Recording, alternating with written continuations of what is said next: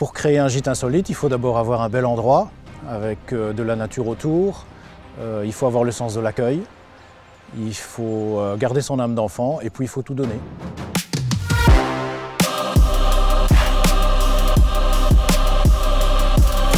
Ça fait à peu près 30 ans qu'on est installé ici et petit à petit on a restauré le domaine, on a défriché le terrain, on a beaucoup amélioré parce que quand on a acheté c'était plutôt à l'état de ruine. On a installé 3 tipis qui sont derrière moi. On a également une petite maison troglodyte qui est fortement inspirée du Seigneur des Anneaux. On a également une roulotte d'inspiration gitane qui est installée dans le bois qui est juste derrière nous. C'est un peu un raisonnement enfantin. J'ai moi-même été séjourné dans un endroit un peu comme celui-ci, dans les Vosges en France. Et quand je suis revenu, j'ai vraiment été séduit par la formule en fait et je me suis dit chez nous, on a le terrain, on a les bâtiments, on a presque toute l'infrastructure, pourquoi ne pas se lancer et faire un truc comme ça chez nous? Je trouvais la formule vraiment attrayante. Pour moi, ça fait partie vraiment du concept de ce gîte, c'est d'essayer d'imaginer ce que les gens attendent. Il faut essayer de pressentir ce qu'ils ont envie de faire, ce qu'ils ont envie de voir. Ça, je suis très